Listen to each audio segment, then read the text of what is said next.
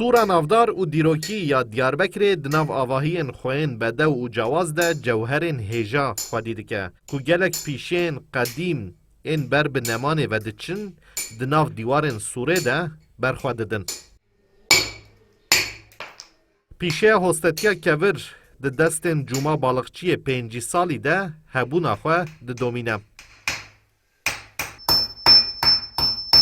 Cuma Balıkçı dide zanîn ku wî xwe dîtiye û heta niha di nava keviran de ye û ji bo ku ev pîşeya zehmet û dîrokî winda nebe hewl dide ku nûnertiya hostetiya kevir li Diyarbekir bike.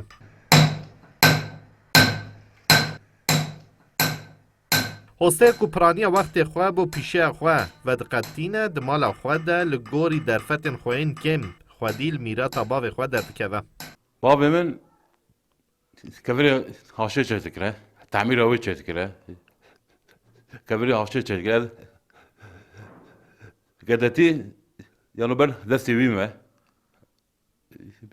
yanu ber destê wî helemî, vî meslekê. Bedem bedena van camiyê me, van malê me çawa çêbûye se ez vî teknîkê van kevira çekdikim. Hosteyê Xwedîazmûn gelek cûre amûrên ku di jiyana rojane de tên bikaranîn bi baldariyeke mezin û bi kedeke giran diafirîne û amaje dike ku karê wî giran û zehmet e û hêzeke zêde dixwaze lê ji ber ku bûye parçeyek ji jiyana wî zehmetiyên kar qet ji wî re nabin asteng. Vî karê sabir, pir sabir derekî, pir sabirli bî. Hiçkî pir zehmet e. Ama insan hiçkî derdixîne piyasê zanî kêfa me re pir tê. Pir kêfa me tê zanî. Yani evî tawreyê çêkirime, dama çêkirime hem tawre hem dama hem masaya. Ez qehwe xwe serî vê dixwim, çayê xwe serî vê dixwim, qehwaltiya xwe dikim, nanê xwe dixwim. Pir kêfa me tê. Tekî pir sabirî bî.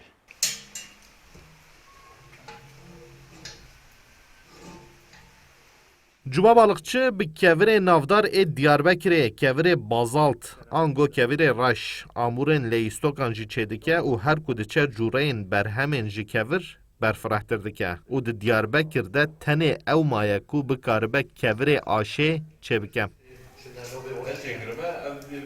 Niha armanca wî ew e ku di nava birjên Diyarbekir de derfet bo wî bên dayîn hem pêşangehek bo berhemên xwe veke hem jî perwerdehiya hostetiya kevir bide.